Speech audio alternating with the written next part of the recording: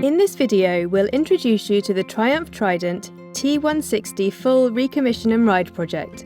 We'll also start taking the bike apart to uncover what work needs to be done. The bike doesn't go at present, let alone roll, and has been stored in a garage now for over 8 years. The brief here is to get the bike looking good and running well again for the owner to enjoy. Many of the jobs we complete in this series are common tasks that are needed for classic bike recommissions of this era. Let's get started. Right, here we are again, another bike. T160, Triumph Trident, late 70s. Got the electric start, 5-speed gearbox. There was the T150, and this is the 160, this is the later one. The early one had the upright engine, this is canted forward a little bit. They were very successful in racing, the production racing, but also everyone knows the Slippery Sam, and also the Rob North.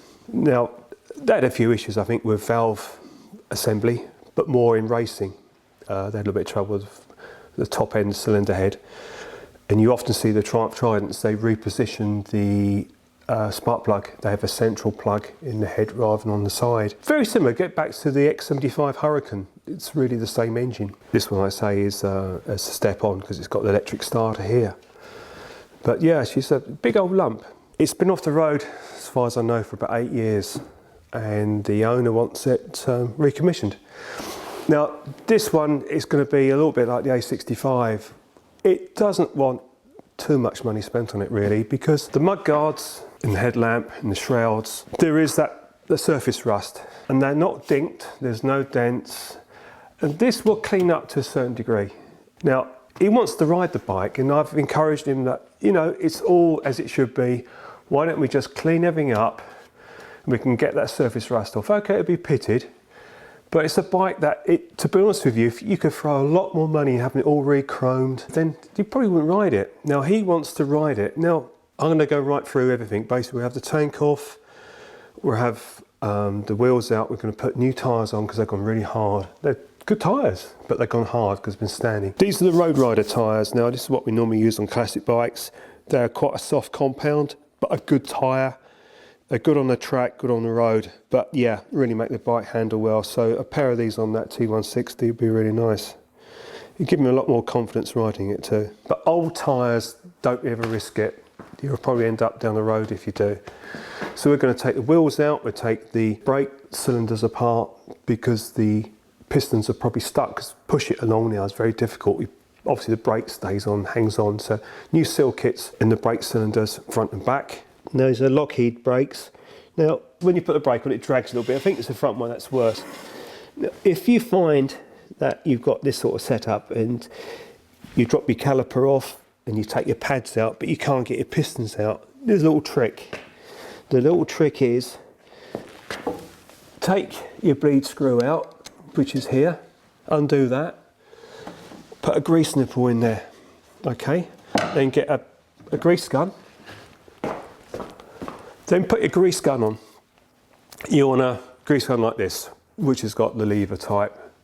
Put that on there, and you'll pump that cavity up with grease behind that piston, and you'll force that piston out. That is the best way to do it. Don't take this line off here, the brake line, because what you'll end up doing is, well, it's two things here. If it doesn't come out very easily, take the brake line off and put a bolt in the back. Because what might happen, it's possible that you might end up pushing grease up the pipe. But what I'm trying to explain to you is if you put a grease nipple on, the cavity behind the piston will fill up with grease and it will hydraulically push out the piston. Don't grab hold of the piston with a pair of grips and work it, because you're going to put marks, you're going to put grip marks on that, and when you put the new seals in, that will damage your seals.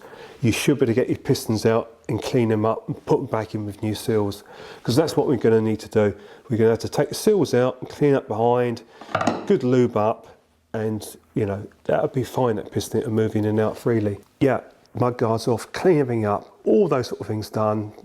We'll get it back to where we've just got literally the frame with the engine. Now the engine itself, we can clean a lot of this up. Before we do anything really, we'll have the tank off.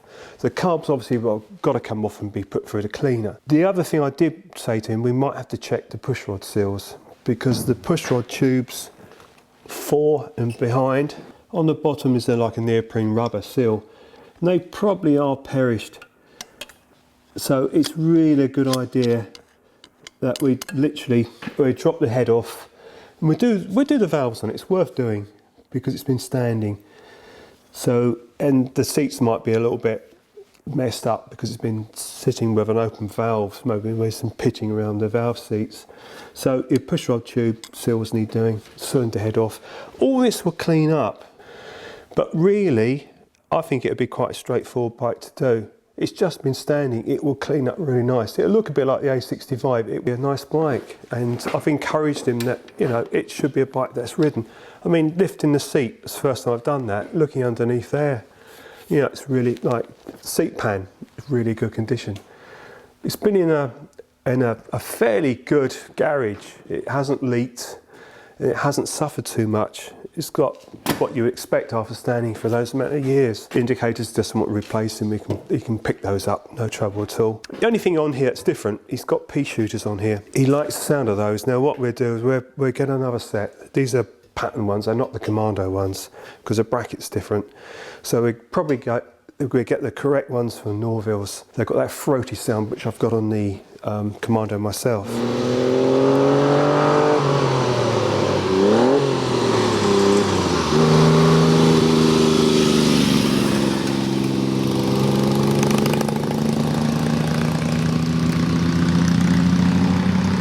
These are pea shooters. This is on the Commando, this is the proper pipes.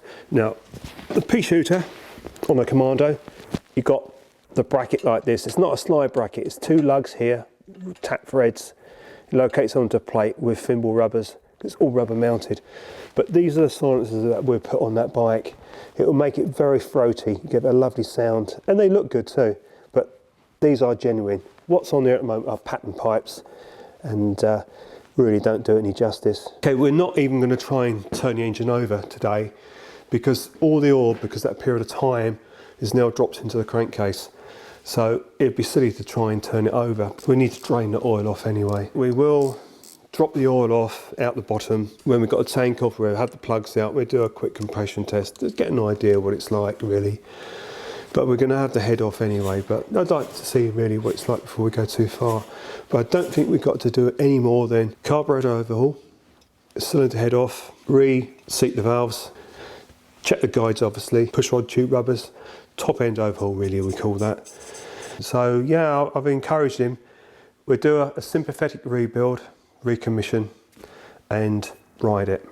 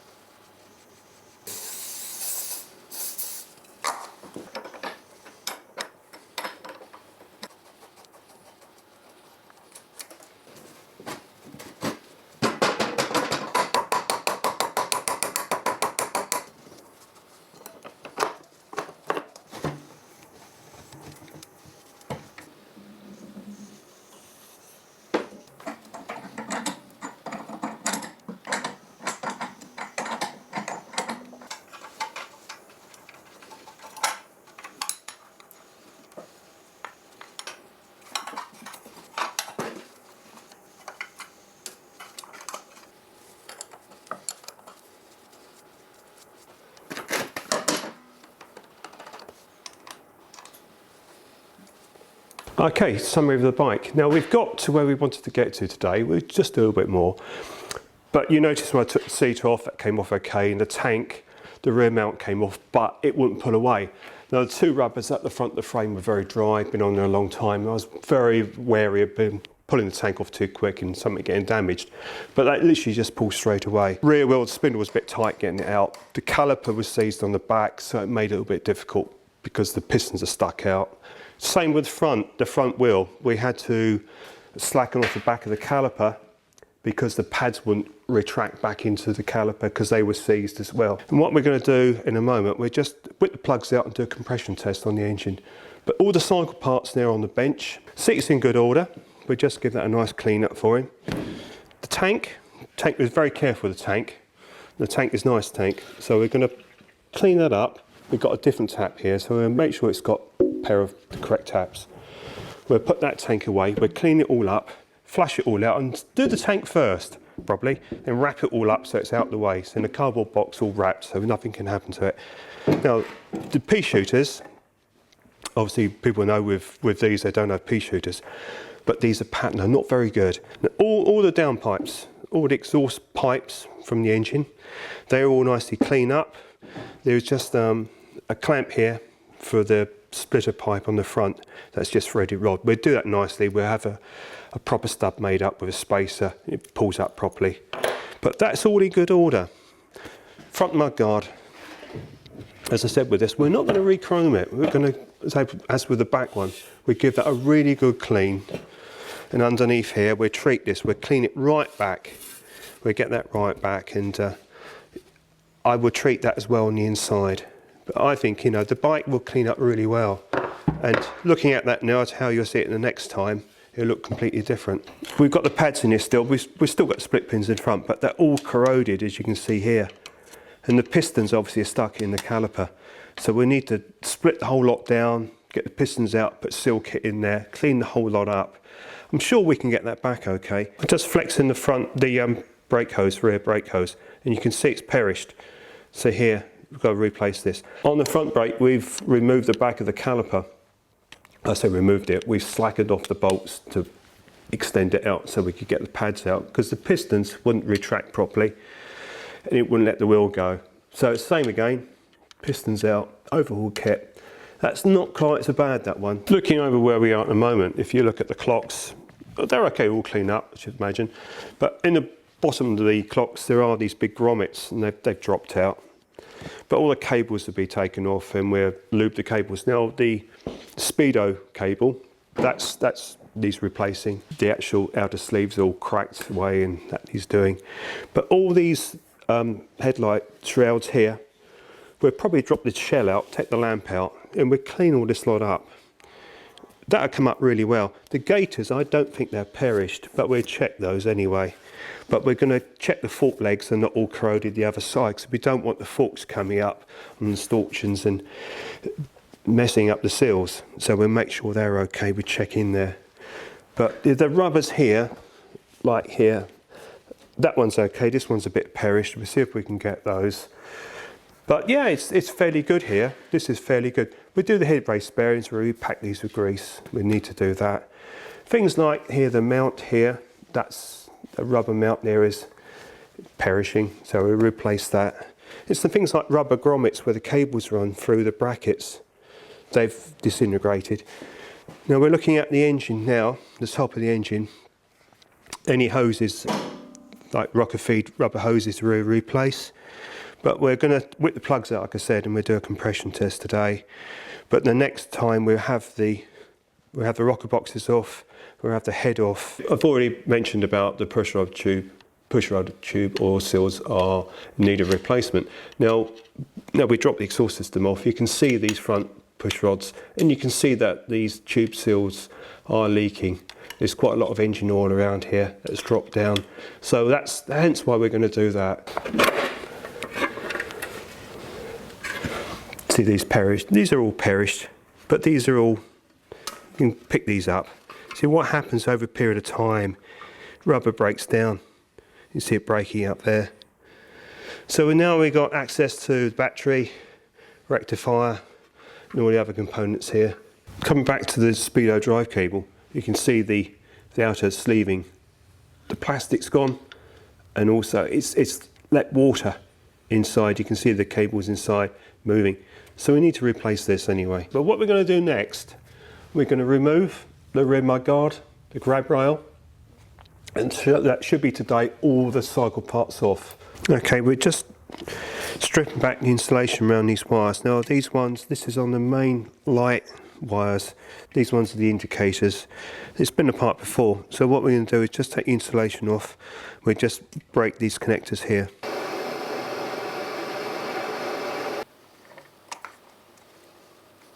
All fasteners, pays if you take out any fastener really. Put it back where you got it from if you can. It just means you won't lose it, and it came from the right place, and it's going to stay in the right place. Plastic tray, we can clean, we can take this out later on. There's only one more fastener down the bottom. And we check swing arm. I can't really feel anything in that rear swing arm. We'll give that a good check once the shocks are off. We give it a good grease up, check everything there's okay, but I think that's fine. But there's quite a bit to do on all the on the hoses replacement, and probably these shock rubbers inside as well. We'll drop these shocks off another time, make sure they dampen okay. We might put some Hagens on there, see what they're like. They might be okay, but it might be quite nice to put some new shocks on. The indicator stalks here, they want replacing. You can pick these up. You can get pattern ones. These are Lucas, they should be, but these probably are pattern because they haven't got any Lucas logo on. But you can pick those up anywhere. These rubbers here, like this grommet here, for the rear light assembly wants replacing. Underneath the mudguard, yeah, it's good. Just take this bracket out. We can put this in a cabinet and blast these little bits and pieces. Just a really good clean up, wax it all afterwards. All these fasteners off and replaced. Yeah, it all comes back together nicely. But it's in good order. So you keep all your bits together, then you can't lose them. Okay, we're just going to do a quick check on the engine. I think it's okay, but we'll just blow the top of the head off like I've explained before. Never just whip the plugs out because they need debris. Do a quick compression test, then we know where we are with the engine really. Get a better idea. Okay, we can just check the plugs. You can see the colour they were when it was last running. Get an idea what it's like. Looks good to me. The second one's slightly wet, but that's okay. So what I do now, I just put the gauge in.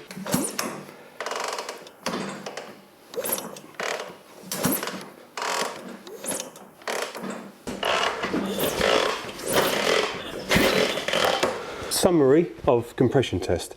Left-hand cylinder, we checked it first. We had about 75 psi. I got 100 on the centre one, and 125 on the right hand one. So what I decided to do was go back to the left hand one, because with my compression test it's just got a sealing O-ring. So you know when you've got like 12 inches away from it and you're just screwing it in on the actual hose itself, it's hard to get a good seat. Recheck the left hand one, we're up to 125. I didn't go back to the centre one because I bet you that's the same. So we got 125 left and right hand, and we know we're up to 100 plus on the centre one. I bet the 125. We're whipping that head off, the valves will come out, we're going to grind those in and do a normal head overhaul anyway. So the engine's good. Okay, so we got the rear wheel on the bench now. Now, Lockheed disc, solid disc. This will probably just take a really good clean up. There's no point replacing it. It's cast iron. We give that a really good clean. Might skim it a little bit and just see. But the wheel bearings, we'll check the wheel bearings, re-grease that. We'll take the spindle back out, obviously. Overhaul the speedo drive. We'll check the rear sprocket, which looks okay. All this have a good clean up. Now the tyres are TT100s. They're past their best really. So we'll whip those off. They have new tapes, new tubes and new tyres. Front one, much the same. Lockheed disc. This one is not quite so corroded. There's a little bit of wear here. So we're just going to check before we reassemble all this, and we'll find out where we're going to go with this. We'll take the spindle out, repack the bearings again. New tyre obviously, and tape and tube. But yeah, it's come apart really well, the bike. And yeah, it will all clean up and it will be a nice bike to ride. So yeah, we've got a little bit of work to do in cleaning up, but mechanically, not a great deal.